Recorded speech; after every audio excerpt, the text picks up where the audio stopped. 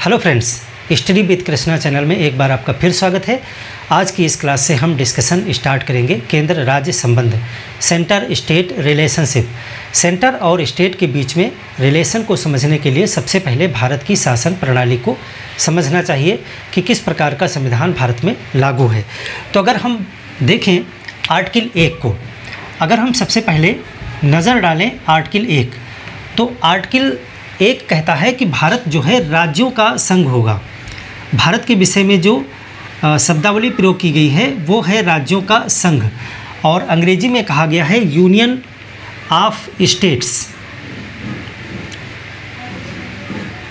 इस टॉपिक पर हम क्लास पहले ही पूरा डिटेल में कर चुके हैं कि संघ या यूनियन शब्द जो प्रयोग किया गया है यहाँ पे फेडरल के स्थान पर, उसका क्या तात्पर्य है, उस क्लास को आप पूरा रिवाइज कर लीजिएगा।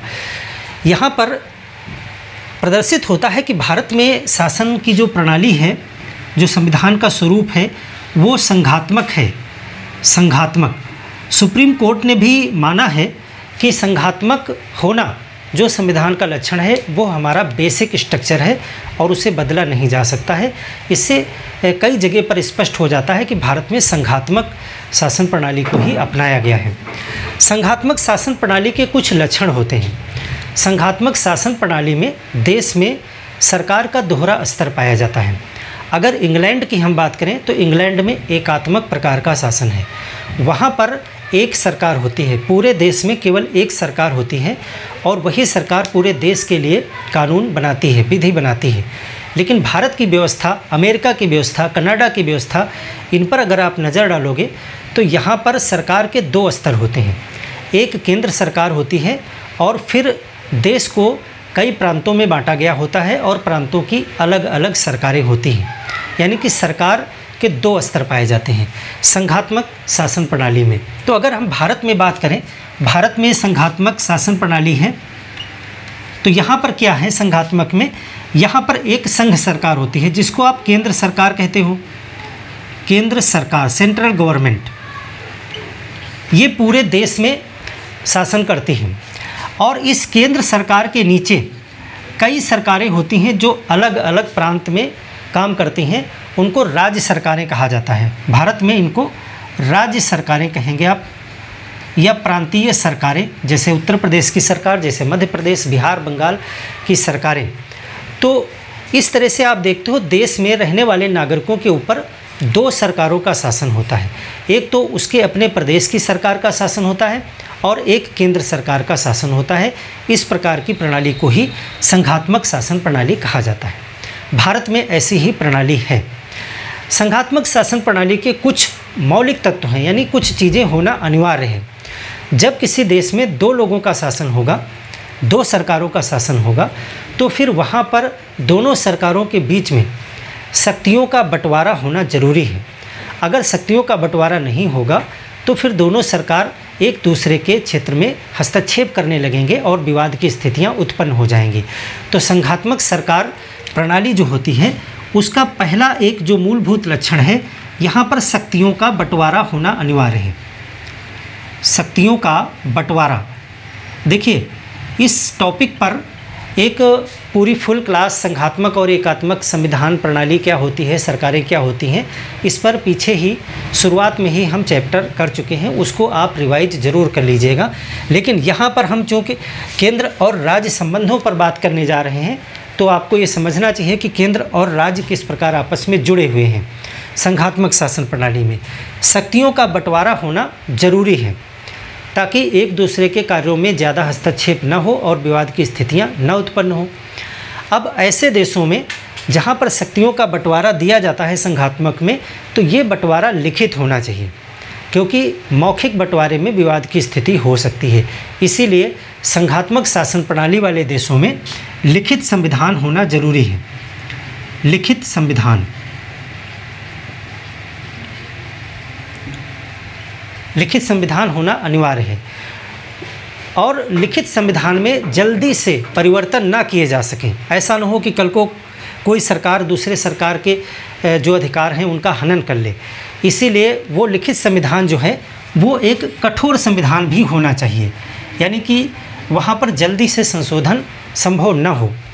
लिखित होना चाहिए, लेकिन फिर भी मानव का एक प्रवृत्ति होती है कि लिखी हुई चीज़ों को भी अक्सर वो इग्नोर कर जाता है। तो ऐसे में लिखी हुई बात को भी कोई उल्लंघन न कर सके, उसकी अवमानना न कर सके, अस्वीकार न कर सके, इसलिए संविधान का सर्वोच्च होना जरूरी है। यानी सरकार से ऊपर होना चाहिए संविधान। तो यहाँ पर संविधान की सर्वोच्चता जरूरी है, संविधान सर्वोच्च होना चाहिए। अभी हम देखेंगे भारत में ये सारे लक्षण पाए जा रहे हैं। जिन भी देशों में संघात्मक शासन व्यवस्था होगी वहाँ पर ये लक्षण जरूर पाए जाएंगे। शक्तियों का बंटवारा हो तो फिर लिखित हो, लिखित हो तो संविधान सर्वोच्च हो। ऐसा न हो कि संविधान में ही सब जो है संविधान के ऊपर हो संसद और वो मन के माने तरीके से चलाने लगे। अगर आप इंग्लैंड में देखोगे यानी ब्रिटेन में, तो ब्रिटेन में संसद सर्वोच्च होती है, वहाँ पर संविधान को संसद के नीचे माना गया है। लेकिन यहाँ पर भारत के जैसे देशों में संविधान सर्वोच्च है। एक और चीज़ होनी चाहिए, संविधान सर्वोच्च है ताकि संविधान के अनुसार ही सरकार काम करे, कानून बनाए। और आप देखते हो भारत में संसद जो है संविधान में संशोधन भी कर सकती है, लेकिन वो संशोधन भी संविधान में दी गई प्रक्रिया के अनुसार ही हो सकता है।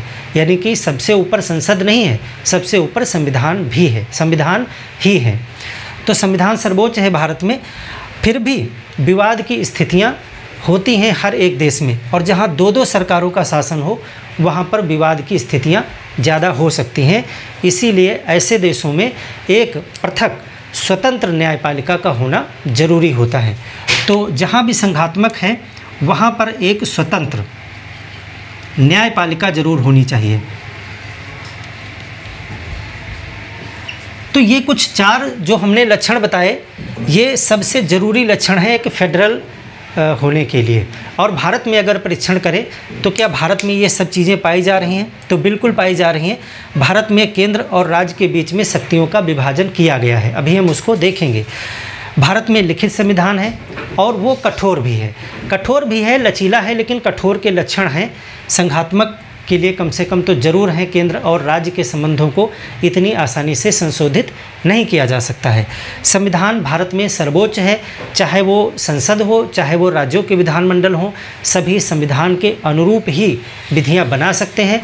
और संविधान में संशोधन भी तभी किया जा सकता है जब वो उसी में दी गई प्रक्रिया के अनुरूप हो।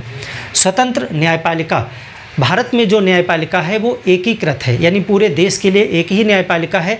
उस पर ना तो राज्य की सरकारों का दबाव है और ना ही केंद्र की सरकार का दबाव है, वो पूरी तरह स्वतंत्र होकर के कार्य करती हैं। तो ये सारे लक्षण भारत में पाए जा रहे हैं।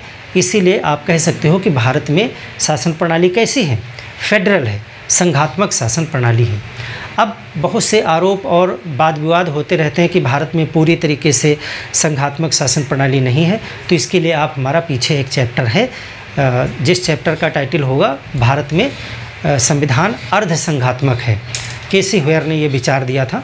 तो उस चैप्टर को आप पूरा देखिएगा, उसमें ये क्या वाद विवाद है उसको आप समझ पाएंगे। लेकिन यहाँ पे हमने निष्कर्ष निकाला कि भारत राज्यों का एक संघ है, भारत में संघात्मक सरकार है और दो सरकारें हैं। इसीलिए इन दोनों के बीच में कुछ संबंध हैं, उन्हीं संबंधों का अध्ययन जो है केंद्र राज्य संबंध के अंतर्गत किया जाता है। अब किन किन जो है क्षेत्रों में इसका अध्ययन किया जाएगा उस पर हम बात करें कि संबंध कितने क्षेत्रों में है। तो 3 क्षेत्रों में संबंध जो है ये स्थापित है और उन्हीं को आपको पढ़ना है। केंद्र और राज्य के बीच में संबंध, देखिए केंद्र राज्य संबंध, तो इसके लिए 3 दृष्टिकोण हैं। पहला दृष्टिकोण है विधायी संबंध, विधायी संबंध,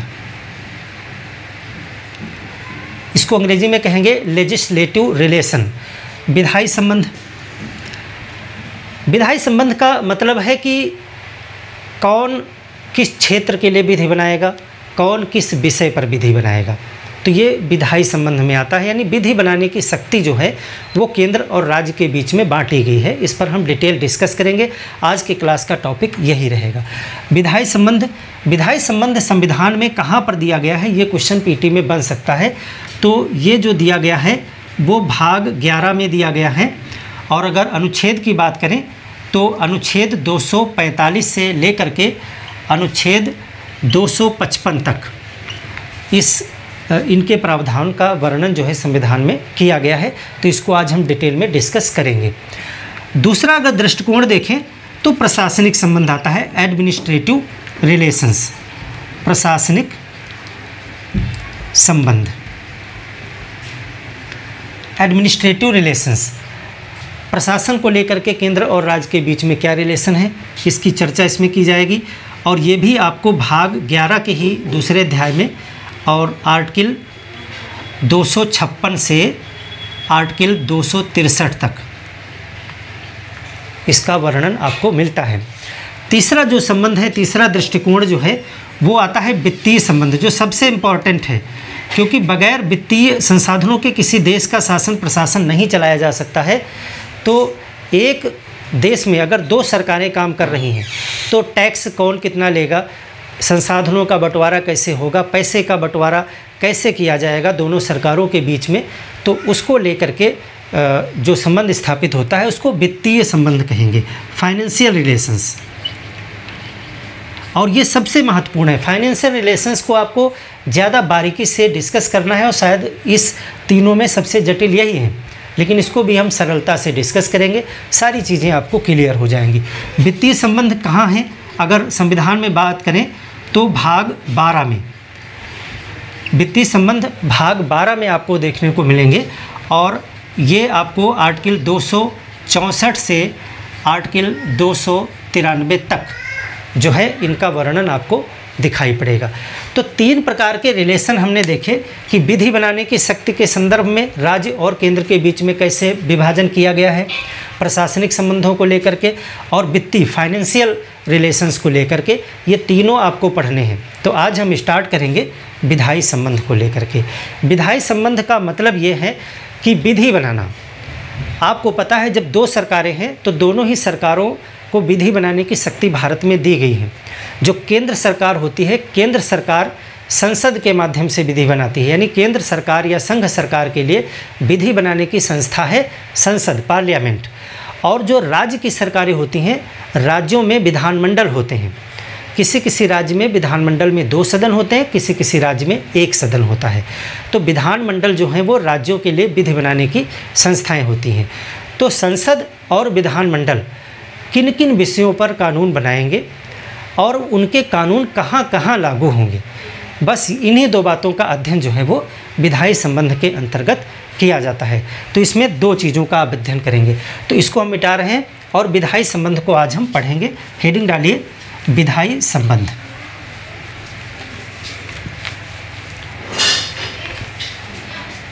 अब देखिए, अगर आपको विधायी संबंध पढ़ना है तो आपको हमने बताया कि 2 संस्थाएं, 2 प्रकार की संस्थाएं हैं जो विधियां बनाती हैं, संसद और राज्यों के विधानमंडल। तो इनके द्वारा बनाए गए कानून कहाँ कहाँ लागू होंगे, एक बात ये पढ़नी है। दूसरी बात है कि ये किन किन चीज़ों पर कानून बना सकते हैं। बस 2 फैक्टर आपको पढ़ने होते हैं और इसके साथ 2 चीज़ें हम डिस्कस करेंगे विश्लेषण के तौर पर, ताकि आप ये देखें केंद्र और राज्य के बीच में कैसे रिलेशन बनता है। तो विधायी संबंध में आपको मोटे तौर से 2 चीज़ें, लेकिन बारीकी तौर से 4 चीज़ें आपको पढ़नी हैं। वो 4 चीज़ें क्या हैं, आप सबसे पहले ये देखें। विधायी संबंध जो है वो आपको आर्टिकल 245 से स्टार्ट होता है और सबसे पहले विधायी संबंध का ही डिस्कशन किया गया है आर्टिकल 245 में। विधायी संबंध में 2 रणनीति के आधार पर विधायी संबंध स्थापित है। देखिए, पहला है क्षेत्र के आधार पर विधायी संबंध। क्षेत्र के आधार पर विधायी संबंध।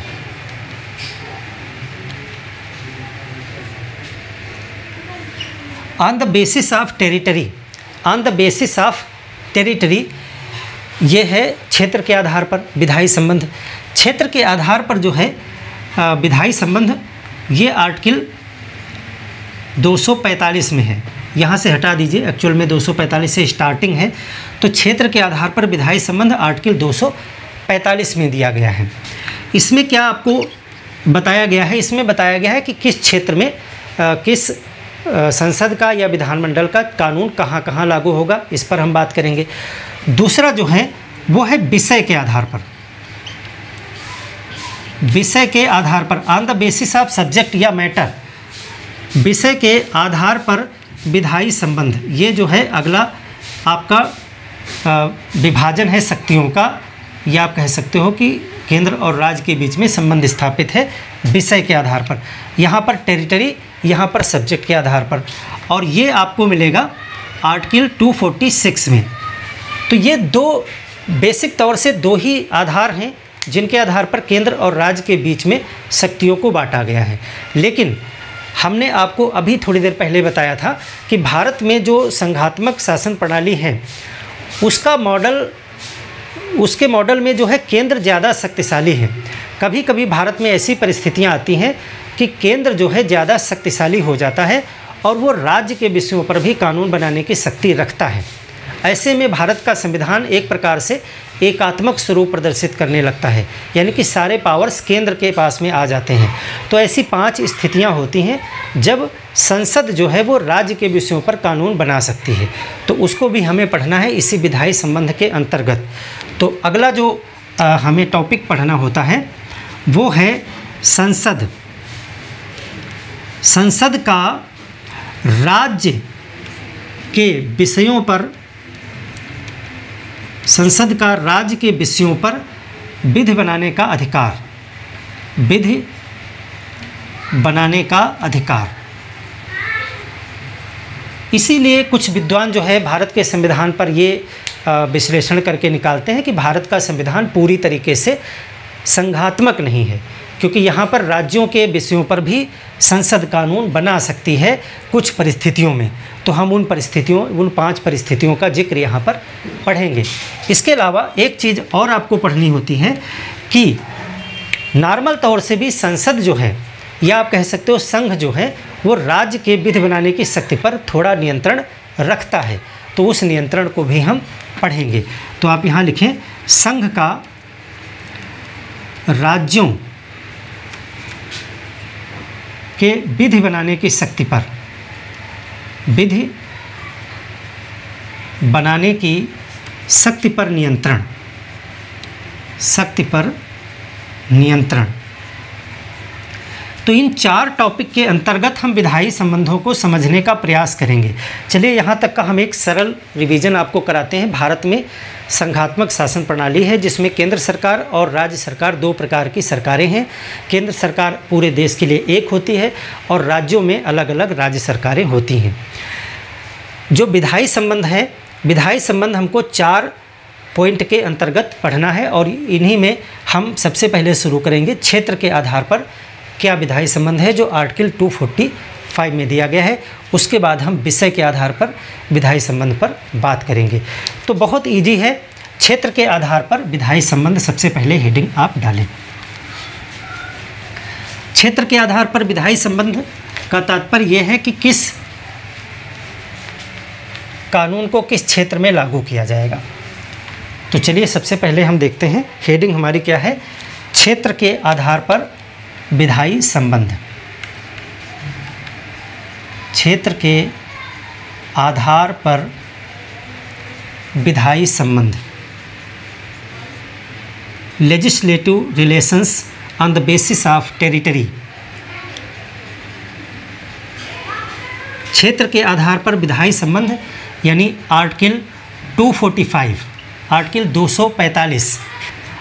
अब क्षेत्र के आधार पर आपको विधायी संबंध पढ़ना है, इसका मतलब है कि संसद का और विधानमंडल का कानून अलग अलग क्षेत्रों पर लागू होता है, यही चीज़ इसमें आपको बतानी है।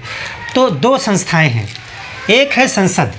पहले आप देखें संसद का कानून, क्योंकि संसद बड़ी है तो आप देखें कि संसद का कानून कहाँ कहाँ लागू होता है, संसद का कानून। अब क्षेत्र के आधार पर आपको विधायी संबंधों को समझना है तो आपको ये देखना होगा कि संसद का कानून कहाँ लागू होता है और विधानमंडल का कानून कहाँ लागू होता है। बस आपको इतना समझ में आ जाए, बहुत इजी है, इसमें कोई भी ऐसा चीज़ नहीं है जो आपकी समझ में ना आए। क्षेत्र के आधार पर यानी किस क्षेत्र में किसका कानून लागू होगा, किस क्षेत्र में किसका कानून लागू होगा, यही इसका कहने का मतलब है। किस क्षेत्र में किसका कानून लागू होगा? किसका कानून लागू होगा? तो दो संस्थाएं हैं कानून बनाने के लिए। सबसे पहले आप देखें संसद, यानी संघ सरकार या केंद्र सरकार की संस्था है जो संसद। तो संसद का कानून कहाँ लागू होगा? नॉर्मल सी बात है, आप सभी को पता होगा कि संसद कानून बना सकती है जो पूरे भारत के राज्य क्षेत्र के लिए, यानी भारत के पूरे राज्य क्षेत्र पे लागू हो सकता है, या संसद उसके किसी एक क्षेत्र के लिए भी कानून बना सकती है। तो इसमें संसद का कानून कहाँ लागू होगा?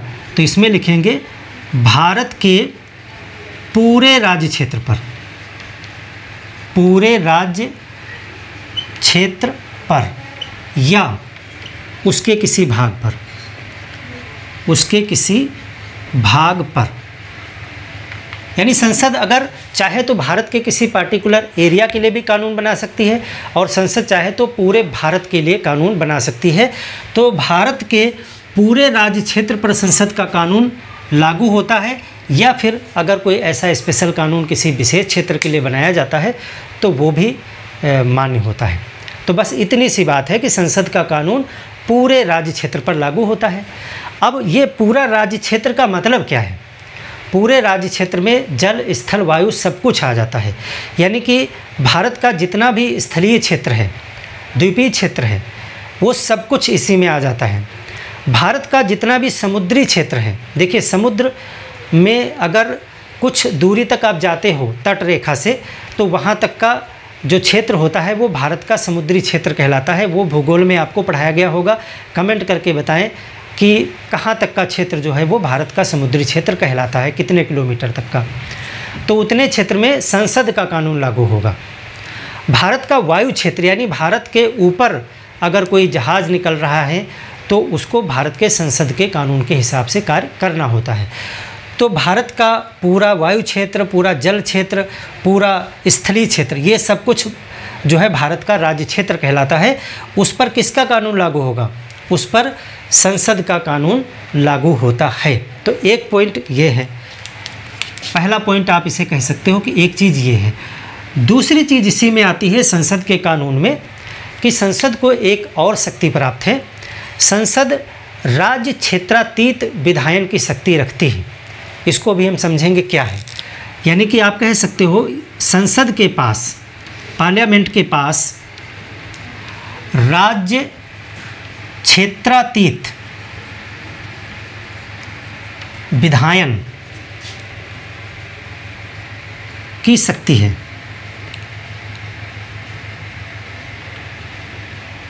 अब ये शब्द जो है राज्य क्षेत्रातीत विधायन, इसको अतिरिक्त राज्य क्षेत्र विधायन भी कहा जाता है, और अंग्रेजी में इसे कहते हैं extra territorial legislation. Extra territorial legislation, यानी कि राज्य क्षेत्र से बाहर। इसका कहने का मतलब है कि संसद का कानून भारत के राज्य क्षेत्र के बाहर भी लागू हो सकता है।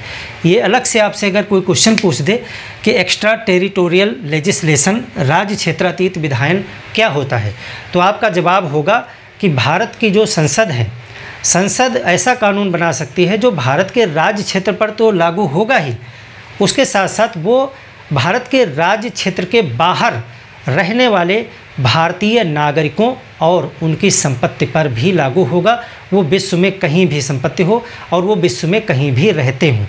तो राज्य क्षेत्रातीत विधायन का मतलब यही है। इसका मतलब ये है, राज्य क्षेत्रातीत विधायन का मतलब ये है कि संसद का कानून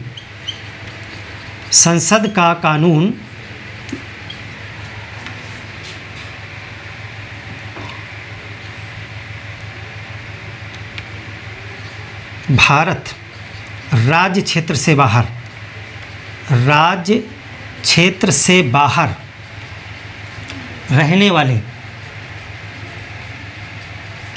भारतीय नागरिकों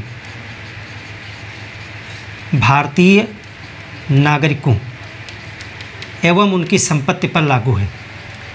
उनकी संपत्ति पर लागू है। अब देखिए यहाँ पे संसद पे गौर करिएगा, संसद की बात हो रही है। संसद यानी संघ सरकार या केंद्र सरकार के द्वारा जो कानून बनाए जाते हैं वो पूरे भारत में तो लागू होंगे ही, या भारत के किसी एक भाग पर भी बनाया जा सकता है लागू करने के लिए। इसके साथ साथ राज्य क्षेत्रातीत विधायन भी कर सकता है संसद, यानी एक्स्ट्रा टेरिटोरियल लेजिस्लेशन, यानी संसद के द्वारा बनाया गया कानून भारत राज्य क्षेत्र के बाहर रहने वाले भारतीय नागरिकों और उनकी संपत्ति पर भी लागू होता है। यानी कि मैं उत्तर प्रदेश का रहने वाला हूँ, भारत का रहने वाला हूँ, भारत का नागरिक हूँ, तो अगर मैं अमेरिका में जा कर के रुकने लगूँ, वहाँ पे रहने लगूँ और मैं भारत का अगर नागरिक हूँ, तो मेरी संपत्ति चाहे विश्व में वहाँ है चाहे यहाँ है, मेरे ऊपर संसद के कानून लागू होंगे, मेरी संपत्ति पर भी संसद के कानून लागू होंगे। इसका ये कहने का मतलब है कि ये संसद के पास पावर है, विधानमंडल के पास ये पावर नहीं है अंतर्राष्ट्रीय स्तर पर। तो ये दो चीज़ें आपने देखी कि संसद का किस क्षेत्र में लागू होगा, दोनों क्षेत्र आपने देख लिए। अब क्या संसद के कानून पर कुछ सीमाएँ भी हैं? हाँ बिल्कुल, 3 सीमाएँ हैं संसद के कानून पर। वो क्या हैं? संसद का द्वारा बनाया गया कानून वैसे तो भारत के पूरे राज्य क्षेत्र पर नॉर्मली लागू होता है, लेकिन राष्ट्रपति के पास कुछ पावर्स हैं। राष्ट्रपति जो हैं वो कुछ, इसमें जो राज्य क्षेत्र है इसमें यूनियन टेरिटरीज भी आ जाते हैं, केंद्र शासित प्रदेश भी आ जाते हैं। राष्ट्रपति कुछ केंद्र शासित प्रदेशों के लिए अलग से वहाँ शासन प्रशासन के लिए कुछ अलग नियम बनाता है, जैसे कि अंडमान निकोबार द्वीप समूह के लिए, लक्षद्वीप के लिए, दादरा नागर हवेली, दमन एवं दीव के लिए। तो इन जगहों के लिए राष्ट्रपति अलग से नियम बना सकते हैं और बनाते भी हैं, और वो बिल्कुल उसी तरह कार्य करते हैं जो संसद के कानून कार्य करते हैं। और वहाँ पर राष्ट्रपति अगर चाहें तो संसद के कानून को निरसित कर सकते हैं, उन क्षेत्रों के लिए उनको परिवर्तित करके लागू करवा सकते हैं। जैसे कि संसद ने कोई कानून बनाया और राष्ट्रपति यदि चाहते हैं कि अंडमान निकोबार द्वीप समूह, लक्षद्वीप, दादरा नगर हवेली, दमन दीव, तो वहाँ पर उस कानून को परिवर्तन के साथ लागू कराया जा सकता है, या फिर उन्हें नहीं भी लागू कराया जा सकता है, क्योंकि वहाँ पर राष्ट्रपति अलग से पावर रखते हैं नियम बनाने के लिए। तो इस तरह से संसद का कानून में कुछ सीमाएं भी हैं। आप सीमाएं हेडिंग डाल के लिख लीजिएगा। तीसरे पॉइंट में सीमाएं, पहला पॉइंट हमने आपको बताया। दूसरा पॉइंट, पहला पॉइंट हमने आपको बता दिया कि राष्ट्रपति कुछ केंद्र शासित प्रदेशों के लिए, जैसे अंडमान निकोबार द्वीप समूह, लक्षद्वीप, दमन दीव, दादरा नागर हवेली, इन क्षेत्रों के लिए अलग से नियम बना सकते हैं जो संसद की तरह ही प्रभावी होते हैं। दूसरा, ये लिख लीजिएगा, मैं लिख नहीं रहा हूँ, काफ़ी टाइम लगेगा। दूसरा ये है कि राज्यपालों के पास ये पावर होती है कि अगर उनके राज्य में कोई अनुसूचित क्षेत्र है, आरक्षित क्षेत्र है, तो वहाँ पर संसद के कानून को वो नहीं भी लागू कर सकते हैं उस ज़िले में, या परिवर्तन के साथ लागू कर सकते हैं। तो ये दूसरा पॉइंट हो गया। तीसरा पॉइंट आप लिखेंगे, ये स्पेशली असम के लिए है। असम में जो स्वायत्त ज़िले हैं, असम के जो राज्यपाल होते हैं वो असम में जो कुछ जनजातीय स्वायत्त ज़िले हैं वहाँ पर संसद के कानून को चाहे तो नहीं भी लागू कर सकते हैं, या संशोधन के साथ में उस क्षेत्र के हिसाब से संशोधित करवा के लागू करवा सकते हैं। तो असम के लिए। और एक चीज़ और, चौथी चीज़ है मेघालय, त्रिपुरा और मिजोरम, 3 प्रदेश, मेघालय, त्रिपुरा और मिजोरम में राष्ट्रपति को ये पावर है कि वहाँ पर संसद के कानून को वो वहाँ के जनजातीय क्षेत्रों के जो स्वायत्त ज़िले हैं वहाँ पर चाहे तो नहीं भी लागू करवा सकते हैं, या फिर परिवर्तन संशोधन के साथ में लागू करवा सकते हैं। तो ये 4 सीमाएं भी हैं संसद के कानून पर। तो संसद के कानून का क्षेत्र की अगर बात करें तो बहुत ईजी है। सबसे पहला पॉइंट यही हो जाएगा कि संसद का कानून भारत के पूरे राज्य क्षेत्र पर लागू है। इन 4 चीज़ों को सम्मिलित करेंगे उसमें कि इन 4 अपवादों को छोड़ करके, ये 4 जो हमने आपको नोट कराए फिर से रिवाइंड करके देख लीजिएगा। दूसरा, संसद का कानून राज्य क्षेत्र से बाहर रहने वाले भारतीय नागरिकों और उनकी संपत्ति पर लागू है। इसको कहते हैं एक्स्ट्रा टेरिटोरियल लेजिस्लेशन। तो संसद के कानून का जो क्षेत्रीय सीमा है उसको आप समझ गए होंगे। अब दूसरी चीज़ पर आते हैं, विधानमंडल का कानून। यानी प्रांत की जो राज्यों की जो विधानमंडल हैं वो जो कानून बनाते हैं वो कहाँ लागू होगा? विधानमंडल का कानून,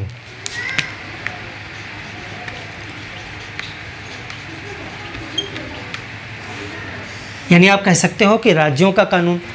तो जैसे संसद का कानून पूरे देश में लागू था, वैसे ही विधानमंडल का कानून पूरे प्रांत में लागू होगा। तो ये क्या होगा?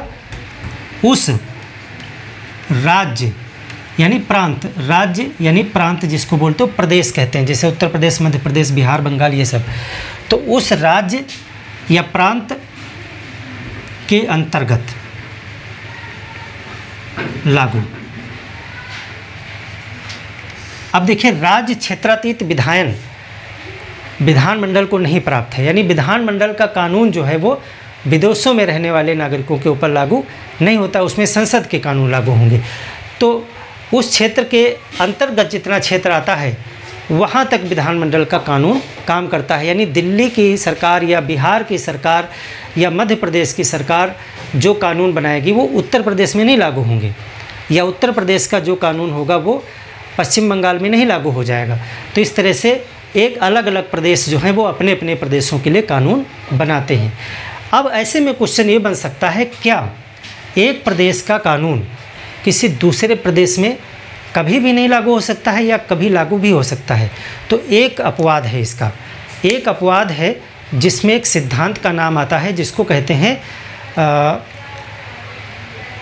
क्षेत्रीय समीप्य का सिद्धांत या क्षेत्रीय संबद्धता का सिद्धांत, और अंग्रेजी में इसको कहते हैं territorial nexus, doctrine of territorial nexus.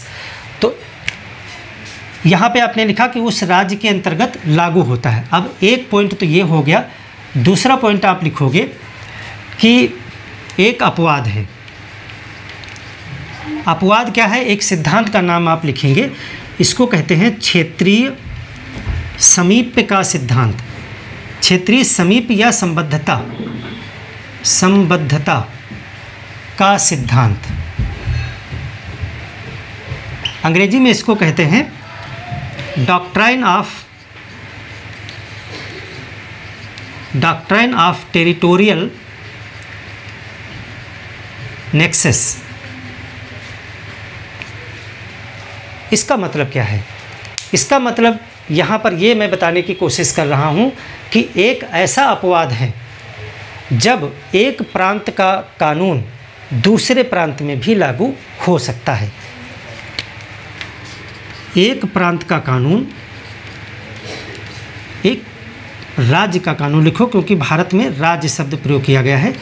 एक राज्य का कानून दूसरे राज्य में लागू हो सकता है, लागू हो सकता है यदि राज्य एवं विषय वस्तु में वास्तविक निकट संबंध हो, निकट संबंध हो। यानी एक ही परिस्थिति ऐसी है जब एक प्रांत का कानून दूसरे प्रांत में लागू हो सकता है, और वो परिस्थिति क्या है कि यदि राज्य जो कानून बना रहा है, यानी राज्य और जिस विषय पर उसने कानून बनाया है उसमें कोई वास्तविक निकट संबंध पाया जा रहा हो, और इसको कहते हैं क्षेत्रीय समीप्य का सिद्धांत या डॉक्ट्रिन ऑफ टेरिटोरियल नेक्सस। अब इसको एक उदाहरण से समझेंगे तब स्पष्ट हो जाएगा। जैसे पहले हमने बताया कि उत्तर प्रदेश का कानून महाराष्ट्र पे लागू नहीं हो सकता है। दो प्रदेशों का उदाहरण ले लीजिए, यूपी और महाराष्ट्र। महाराष्ट्र का कानून यूपी में नहीं लागू हो सकता है, लेकिन अगर कहीं क्षेत्रीय समीप्यता पाई जाती है यानी टेरिटोरियल नेक्सस पाया जाता है तो लागू हो जाएगा। क्या है टेरिटोरियल नेक्सस?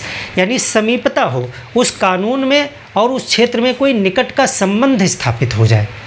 जैसे कि मान लेते हैं महाराष्ट्र का एक व्यक्ति है, व्यापारी है, उद्योगपति है, और उसने यूपी में एक फैक्ट्री लगाई हुई है। तो यूपी की सरकार अगर उस व्यक्ति के ऊपर कोई टैक्स लगाती है, यूपी की सरकार अगर कोई टैक्सेशन का सिस्टम लगाती है, तो चूँकि उस व्यक्ति भले वो महाराष्ट्र का है, महाराष्ट्र में रहता है, महाराष्ट्र में भी उसका ब्रांच है, फिर भी चूँकि उसकी एक कंपनी यूपी में भी है, यूपी में ब्रांच है, तो उसके ऊपर यूपी का वो कानून लागू हो जाएगा। और क्यों लागू हो जाएगा? क्योंकि वहाँ पर एक निकट संबंध पाया जा रहा है कि आपकी एक ब्रांच हमारे प्रदेश में स्थापित है, तो आपके ऊपर ये कानून लागू हो जाएगा। तो अगर कोई ऐसा संबंध स्थापित हो जा रहा है तो कानून लागू हो जाएगा उस पार्टिकुलर विषय के लिए, उस पार्टिकुलर व्यक्ति के लिए, सबके लिए नहीं लागू हो जाएगा। तो इस तरह से ये अपवाद हो सकता है। बाकी एक प्रांत का कानून दूसरे प्रांत से कोई लेना देना नहीं होता है। ऐसा इस चीज़ को आप समझ गए होंगे। तो ये हो गया विधानमंडल का कानून। तो क्षेत्र के आधार पर जब विधायी संबंध की बात करते हैं तो सिर्फ आपको इतना बताना है कि संसद का कानून कहाँ कहाँ लागू होगा और विधानमंडल का कानून कहाँ कहाँ लागू होगा, और दोनों में जो अपवाद हैं उनको भी आपने बता दिया, और संसद के कानून में कुछ सीमाएं हैं उसको भी आपने डिफाइन कर दिया। अब जो दूसरी बात आती है वो है विषय के आधार पर। विषय के आधार पर विधायी संबंध। क्षेत्र तो आपने बांट दिए, अब किस विषय पर कौन कानून बनाएगा ये चीज़ आप देखें यहाँ पर, विषय के आधार पर। अगली जो हेडिंग है वो है विषय के आधार पर विधायी संबंध, आर्टिकल 246 में, यानी कि किस विषय पर कौन कानून बनाएगा, किस विषय पर कौन कानून बनाएगा।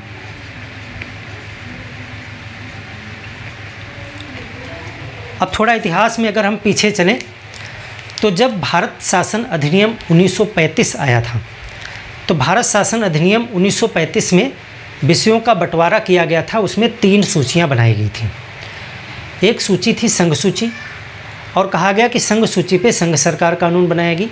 एक सूची थी प्रांत सूची, जिस पे प्रांत सरकार कानून बनाएगी, और एक जो है समवर्ती सूची भी रखी गई थी, जिस पे दोनों सरकारें कानून बनाएगी। और जो बची हुई शक्तियाँ थी यानी अवशिष्ट शक्तियाँ वो गवर्नर जनरल को दे दी गई थी। उसी मॉडल को हमने अपने संविधान में अपनाया है और थोड़ा परिवर्तन के साथ अपनाया है, यानी अवशिष्ट शक्तियों के मामले में हमने ये शक्ति संसद को दे दी है।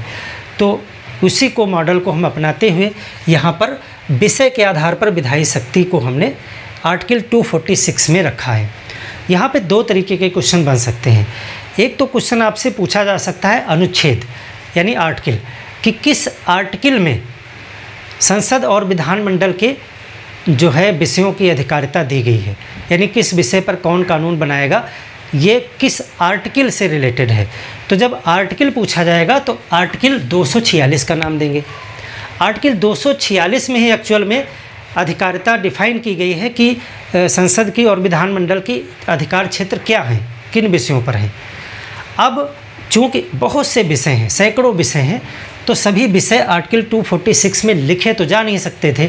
हमने आपको पहले बेसिक क्लास में बताया था कि जिन आर्टिकल्स में बहुत ज़्यादा मटेरियल होता है लिखने के लिए, तो उसको उस अनुच्छेद में नहीं लिखते हैं, क्योंकि वो पढ़ने में बहुत सा डिस्टर्बिंग पैदा करेगा। इसलिए उसको अलग से एक अनुसूची बना करके रख दिया जाता है, और वो अनुसूची जो है संविधान के पीछे लगा दी जाती है। तो आर्टिकल 246 में विषयों का बंटवारा किया गया है, और उन विषयों को अनुसूची 7वीं अनुसूची में रखा गया है। तो जब कभी अनुसूची का नाम पूछा जाएगा तो 7वीं अनुसूची, अनुच्छेद का नाम पूछा जाएगा तो 246। तो अब यहाँ पर आप एक चीज़ दर्ज करें कि 7वीं अनुसूची में, इसी से संबंधित है 7वीं अनुसूची, 7वीं अनुसूची में केंद्र एवं राज्य के मध्य शक्तियों का बंटवारा किया गया है। शक्तियों का बंटवारा या विभाजन किया गया है। विभाजन 3 सूचियों में किया गया है। 7वीं अनुसूची के अंदर भी 3 सूचियां हैं, 3 सूचियों में किया गया। ये चीज़ इम्पॉर्टेंट है। 7वीं अनुसूची और आर्टिकल 246 एक दूसरे से जुड़े हुए हैं। 7वीं अनुसूची में केंद्र एवं राज्य के मध्य में जो है शक्तियों का बंटवारा किया गया है और इसके लिए 3 सूचियां वहां पर बनाई गई हैं और तीनों सूची का सिस्टम जो है वो हमने भारत शासन अधिनियम 1935 से लिया है। भारत शासन अधिनियम 1935 में भी 3 सूचियां लाई गई थी, लेकिन एग्जैक्ट नहीं कॉपी किया गया है, थोड़ा परिवर्तन किया गया है, वो मैं आपको भी बताऊंगा। तो ये 3 सूचियां क्या हैं? पहली सूची का नाम है संघ सूची, यूनियन लिस्ट, संघ सूची। और इसके विषय में बताया गया है कि संघ सूची में जो विषय लिखे जा रहे हैं उन पर कौन कानून बनाएगा? उस पर संघ सरकार कानून बनाएगी, यानी संसद। इस पे जो है संसद कानून बनाएगी, या आप लिख सकते हो संघ कानून बनाएगा। इसमें जो है राष्ट्रीय महत्व के विषय रखे गए हैं। अब इन विषयों को रटने की ज़रूरत आपको नहीं है, कुछ विषय आपको हम इम्पोर्टेंट बता देंगे और आप वो नोट कर लीजिएगा और बाकी पुस्तकों में 1-2 बार सरसरी निगाह से पढ़ लीजिएगा, बहुत आसानी से याद हो जाते हैं। राष्ट्रीय महत्व के विषय इसमें रखे गए हैं संघ सूची में, जिन पर संसद कानून बनाएगा। तो संघ कानून बना सकता है।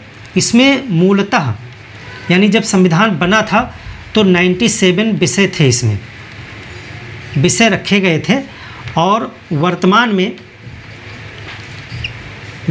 इसमें जो है 98 विषय हैं, बीच में 100 भी हो गए थे। 98 विषय वर्तमान में जो करंट है उसके हिसाब से, ये बदलता रहता है फिगर, ये तो स्टेबल रहेगा। शुरू में 97 विषय 97 सब्जेक्ट थे इसमें, अब वर्तमान में 98 विषय इसमें रखे गए हैं। अब देखिए यहाँ पर संघ सूची में राष्ट्रीय महत्व के विषय हैं, तो कुछ आप 1-2 उदाहरण याद रखिए। जैसे रक्षा, सेनाएं वगैरह हैं, रक्षा वगैरह है, तो ये संसद इस पे कानून बनाएगी। रक्षा है, जैसे आप देखिए विदेश है, जैसे संचार है, ये सब मामले राष्ट्रीय महत्व के हैं। तो इन सब टॉपिक पे, ये सब टॉपिक इसी में रखे गए हैं संघ सूची में, और इस पे संसद को अधिकार दिया गया है कि कानून बनाए वो। जैसे बैंक है, बंदरगाह है यानी पोर्ट है, बंदरगाह, परमाणु ऊर्जा या अणु ऊर्जा, रेल है आदि, बहुत से हैं सेक्टर। रेल है और आयकर लिख लीजिए, एक आयकर, आयकर के ब्रैकेट में आप लिखिए कृषि आयकर को छोड़कर, कृषि आयकर के अतिरिक्त,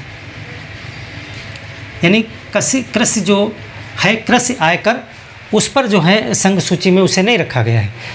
रक्षा है, विदेश, संचार, बैंक, बंदरगाह, बीमा, परमाणु ऊर्जा, रेल, आयकर, ऐसे जो राष्ट्रीय महत्व के मुद्दे हैं इन सबको जो है रखा गया है संघ सूची में। जैसे नागरिकता है, देखिए नागरिकता पे कानून संसद ही बनाती है। नागरिकता है, जनगणना है, जनगणना है, इस तरह के राष्ट्रीय महत्व के तमाम विषय हैं जो संघ सूची में रखे गए हैं, और आप लिस्ट नोट करिएगा और 2-4 बार पढ़ेंगे आपको याद रहेगा।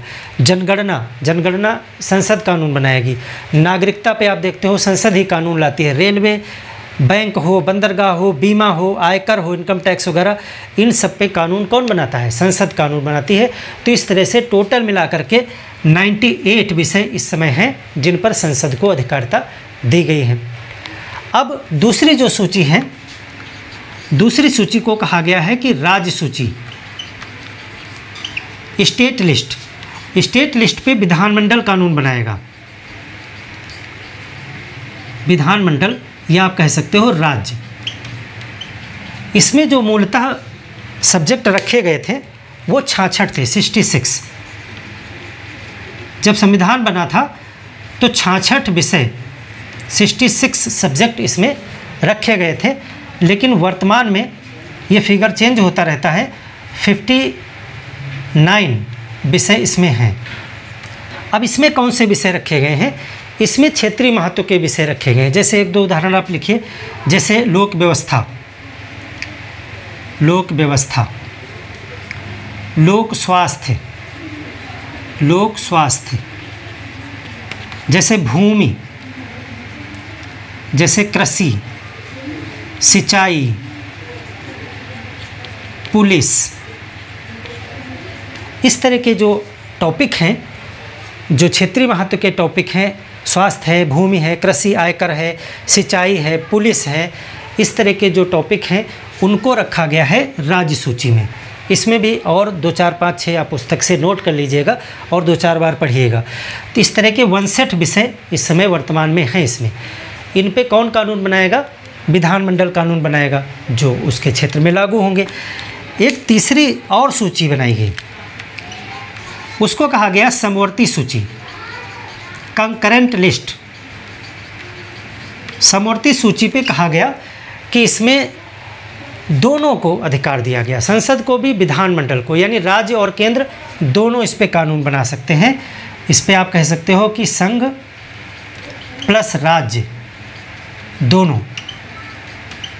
दोनों कानून बना सकते हैं। इसमें कितने टॉपिक थे पहले? तो मूलतः 47 विषय इसमें रखे गए थे पहले, और वर्तमान में अगर हम बात करें तो वर्तमान में इसमें 52 सब्जेक्ट हैं, विषय हैं। अब इसमें जो है ऐसे विषय हैं जो क्षेत्रीय महत्व के भी हैं, राष्ट्रीय महत्व के भी हैं, लेकिन कोई ज़रूरी नहीं है कि उसमें स्टेट ही कानून बनाए, संसद भी बना सकती है, स्टेट भी कानून बना सकती है। तो इसमें कुछ कॉमन टॉपिक को रखा गया है। तो जैसे शिक्षा को बाद में लाया गया है। शिक्षा है, वन है, जनसंख्या नियंत्रण, परिवार नियोजन, बाँट एवं माप, ये सब जो टॉपिक हैं वो इस तरह के टॉपिक समवर्ती सूची में हैं। जैसे 1-2 उदाहरण आप लिख लें, जैसे कि शिक्षा, जैसे वन, जैसे बाँट माप, जनसंख्या नियंत्रण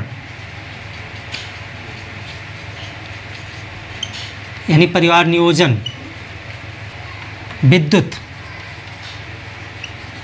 आदि, इस तरह के टॉपिक हैं इसमें। ये टॉपिक कुछ और 2-4 आप इम्पोर्टेंट जो लगे नोट कर लीजिएगा। तो अब देखिए, केंद्र राज्य संबंध के अंतर्गत जब हम विधायी संबंध पे बात कर रहे थे तो 2 हैं। पहला, क्षेत्र के आधार पर आपने देख लिया कि संसद का कानून कहाँ लागू होगा, विधानमंडल का कानून कहाँ लागू होगा। अब हम देख रहे हैं विषय के आधार पर कि संसद किस पे कानून बनाएगा, विधानमंडल किस पे कानून बनाएगा। तो संसद बनाएगा संघ सूची पर कानून। कहाँ लिखा है ये आर्टिकल 246 में लिखा गया है। विषय कहाँ दिए गए हैं? विषय अनुसूची 7 में रखे गए हैं सभी के सभी, और 3 लिस्टें बनाई गई, संघ सूची, राज्य सूची, समवर्ती सूची, और ये टॉपिक को बांट दिया गया। इसी को कहते हैं शक्तियों का बंटवारा, और ये लिख करके रखा गया ताकि कल को कोई ये न कहने लगे कि नहीं बन तो मेरे में था, केंद्र सरकार नहीं वो तो रेल तो मेरे में थी, कोई कहे नहीं रेल मेरे में थी। तो ये लिखित होना ज़रूरी है और सर्वोच्चता भी होना ज़रूरी है संविधान की। तो इस तरह से बंटवारा किया गया। लेकिन ये कितना भी लिख दिया जाए, क्या आपको लगता है कि इसमें कोई नया टॉपिक नहीं आ सकता है? जब संविधान लिखा गया था उस समय बहुत कुछ सोच करके लिख दिया गया, लेकिन फिर भी कुछ ऐसे विषय, ऐसे टॉपिक नए भविष्य में आते जाएंगे जो संविधान में लिखे नहीं गए हैं। उनको कहते हैं अवशिष्ट विषय। तो अवशिष्ट विषयों पर कौन कानून बनाएगा? अवशिष्ट विषयों पर कानून कौन बनाएगा? ये आर्टिकल 248 में दिया गया है, 248 में, कि इन 3 सूचियों में तो डिफाइन कर दिया गया। अब इसके अतिरिक्त कौन कानून बना सकता है, तो वो 248 को अभी हम बताएंगे। लेकिन उसके पहले समवर्ती सूची पर थोड़ा हम और डिस्कशन करेंगे कि देखिए, संघ सूची पर तो बिल्कुल कन्फर्म है कि संसद ही कानून बनाएगी। संघ सूची पर कानून संसद बनाएगी, कोई विवाद की बात इसमें है ही नहीं। विधानमंडल कभी भी संघ सूची के विषय पर कानून नहीं बना सकता है। राज्य सूची पर सामान्यतः विधानमंडल कानून बनाता है। सामान्यतः, यहाँ पर आप लिख भी ब्रैकेट में सकते हैं, सामान्यतः। सामान्यतः का मतलब ये है कि किसी असामान्य परिस्थिति में ये संसद भी इस विषय पर कानून बना सकती है। इसको ही हम आगे पढ़ेंगे कि वो कौन सी 5 परिस्थितियां हैं जब संसद को पावर मिल जाती है कि वो राज्य सूची के विषय पर, यानी इन विषयों पर भी कानून बनाने लगता है या बनाने का अधिकार मिल जाता है उसे। लेकिन नॉर्मल कंडीशंस में राज्य सूची के विषयों पर विधानमंडल कानून बनाता है। तो यहाँ भी थोड़ा विवाद होने की संभावना कम है। सबसे ज़्यादा विवाद होने की संभावना समवर्ती सूची पर है, क्योंकि यहाँ पर एक ही टॉपिक पे दो दो सरकारें कानून बनाती हैं और कभी कभी ऐसी स्थिति आ जाती है कि एक ही विषय पर पर्टिकुलर उसी टॉपिक पे दोनों सरकारें कानून बना दें, तो फिर किसका कानून माना जाएगा, किसका कानून नहीं माना जाएगा, ये एक विवाद जन्म ले सकता है। तो ऐसे में क्या प्रावधान है उसको ज़रा नोट करें, इसको स्क्रीनशॉट ले लें। तो विवाद होने की स्थिति में दो कंडीशन हैं। एक तो बहुत ही सबको पता है कि संसद एक बड़ी संस्था है, पूरे देश की संस्था है, तो जाहिर सी बात है किसका कानून माना जाएगा, संसद का कानून माना जाएगा। इसको आप नोट करें। दो चीज़ें आपको यहाँ पर नोट करनी है। पहली लिखिए, यदि एक ही विषय पर संघ एवं राज्य दोनों कानून बना दें, यानी विवाद की स्थिति आप कह सकते हो। विवाद यानी एक ही टॉपिक पे हो और उनमें विवाद हो जाए, क्लैश हो जाए कि अब किसका माना जाएगा। कोई एक कानून कह रहा है कि ऐसा होना चाहिए, दूसरा कह रहा है ऐसा नहीं होना चाहिए, तो विवाद की स्थिति आ गई ना। तो एक ही विषय पर संघ एवं राज्य दोनों कानून बना दें और उनमें अगर विवाद हो जाता है तो किसका कानून माना जाएगा। तो इसमें जो है संसद का कानून, तो संसद का कानून प्रभावी होगा।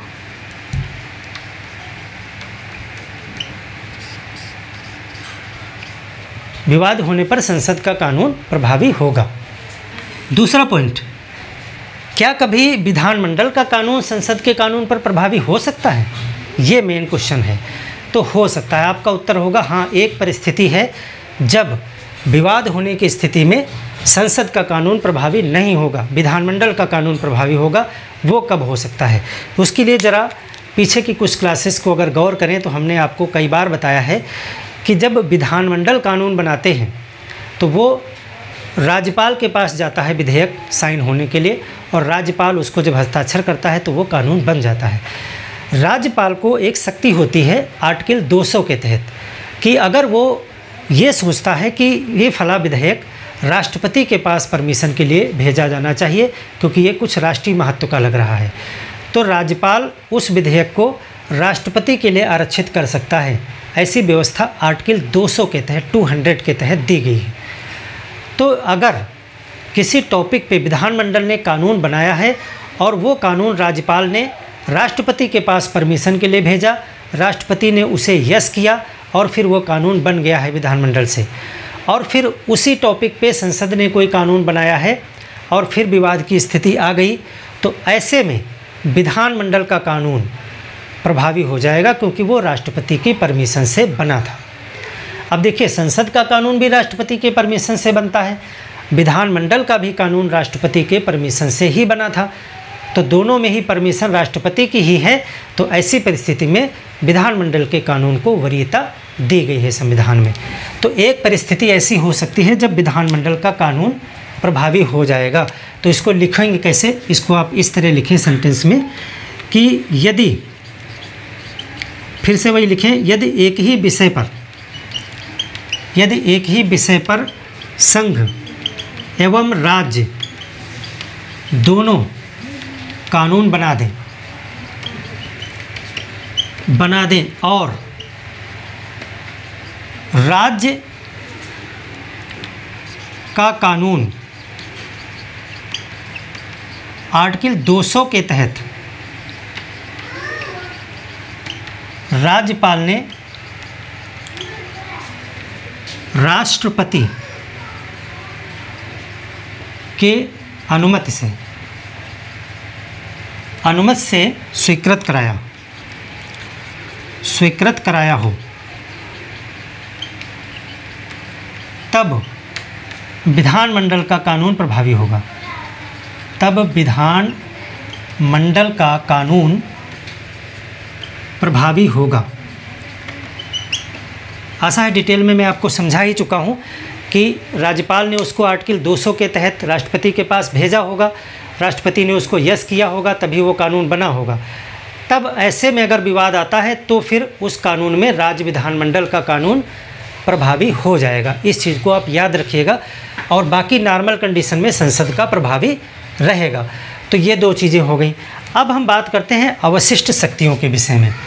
हमने जैसा आपको बताया कि संविधान में भले ही कितने भी विषय लिख दिए गए हों, अलग अलग बांट दिए गए हों, लेकिन फिर भी कुछ विषय ऐसे ज़रूर रह जाएंगे जो नए आएंगे, जो बिल्कुल नए आएंगे। जैसे उदाहरण के लिए जब संविधान बन रहा था तो उस समय साइबर जैसी कोई चीज़ नहीं थी, तो साइबर क्राइम जैसा भी कुछ नहीं था, कंप्यूटर नहीं था, इंटरनेट जैसा कुछ नहीं था भारत में, तो साइबर क्राइम जैसा कोई भी मामला नहीं होता था। तो साइबर क्राइम मुद्दे पे कानून कौन बनाएगा, जब मुद्दा ही नहीं तो कानून भी नहीं।